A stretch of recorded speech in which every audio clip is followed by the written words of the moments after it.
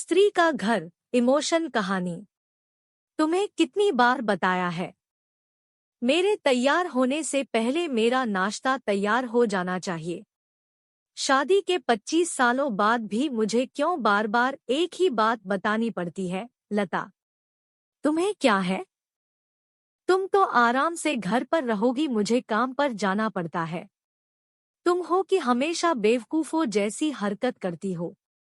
अगर तुम यह जानबूझकर करती हो तो याद रखना, मुझसे बुरा कोई नहीं होगा। आज भी प्रशांत का पारा चढ़ा हुआ था।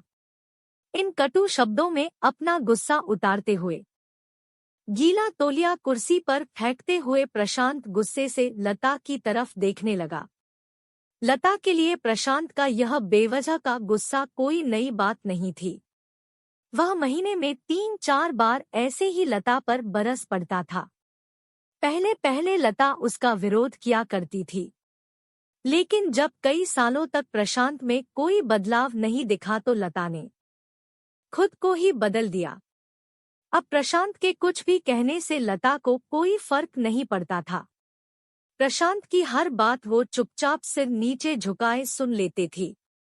शादी के पहले 5 साल तक लता ने पूरी कोशिश की थी कि प्रशांत को बदला जाए, लेकिन फालतू का गुस्सा करना और बाद में लता को भला बुरा कहना, यह मानो जैसे उसकी आदत बन न गई थी।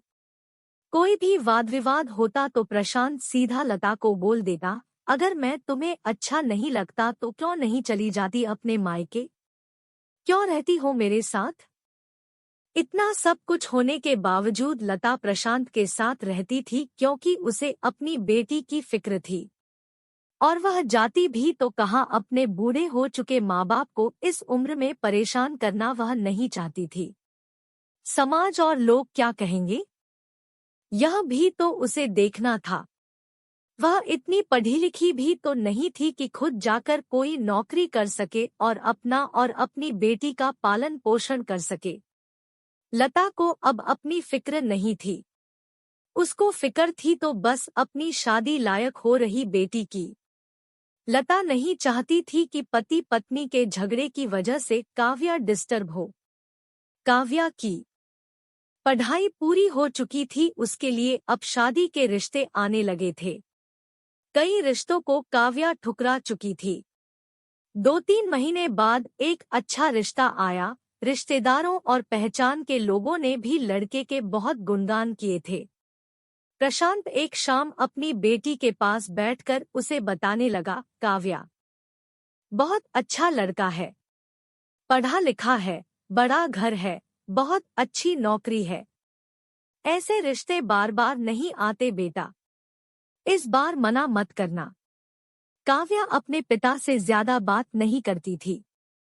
शायद डरती थी या शायद नफरत करती थी, लेकिन आज वो अपनी पूरी हिम्मत इकट्ठा कर बोली, मुझे अभी शादी नहीं करना है पापा। मैं नौकरी करना चाहती हूँ, खुद अपने पैरों पर खड़ी होना चाहती हूँ। हाँ तो उसमें क्या बड़ी बात है? मैंने लड़के से बात की है, वह तुम्हें किसी बात के लिए नहीं रोकेगा। तुम शादी के बाद भी नौकरी कर सकती हो, वह तुम्हें नौकरी के लिए परमिशन दे देगा। प्रशांत बोला, मेरा नौकरी करना या ना करना उसकी परमिशन पर क्यों डिपेंड रहेगा पापा? काव्या ने पूछा। मैं कह रहा हूँ ना, तुम्हें किसी भी चीज की कमी नहीं होगी वहाँ। ऐसे रिश्ते बार बार नहीं आते, इसे ठुकरा मत, बहुत खुश रहोगी तुम वहाँ। प्रशांत बोला, पापा क्या मैं उतनी ही खुश रहूंगी जितनी मम्मी इस घर में खुश है? काव्या ने तंज कसते हुए कहा, आज तुम्हारी जबान कुछ ज्यादा नहीं चल रही? प्रशांत गुस्से से आंखें बड़ी करते हुए बोला, पापा मुझे शादी ही नहीं करनी है, क्योंकि शादी के बाद अगर वह लड़का आपके जैसा निकला तो मैं क्या करूंगी? मुझे आपके जैसा जीवन साथी नहीं चाहिए जो बिना बात के मुझ पर हमेशा चिल्लाए।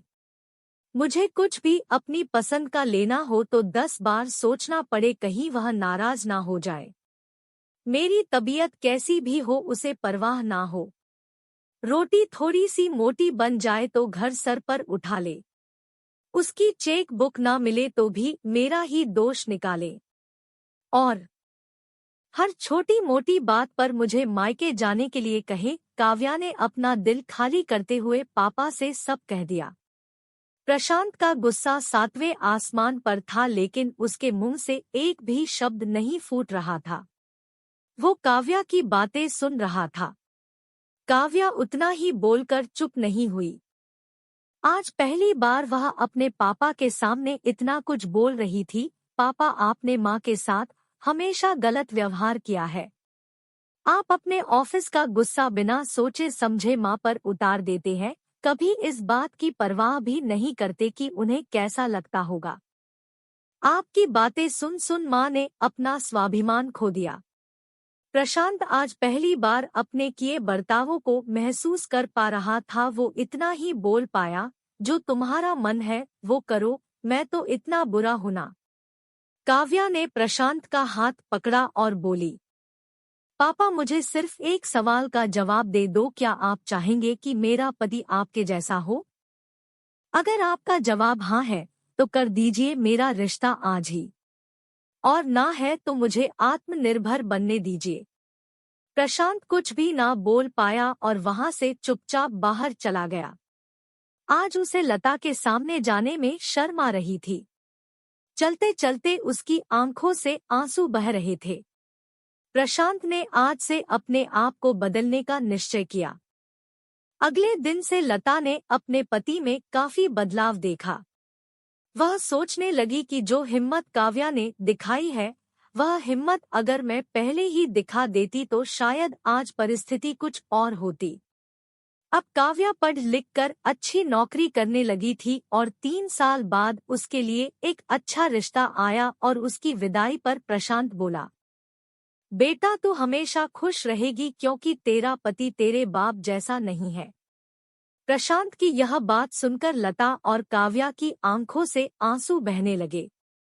दोस्तों, हमारे समाज में औरतों को भले ही देवी का दर्जा दिया जाता है, लेकिन वह स्वतंत्रता नहीं दी जाती जो उन्हें देनी चाहिए।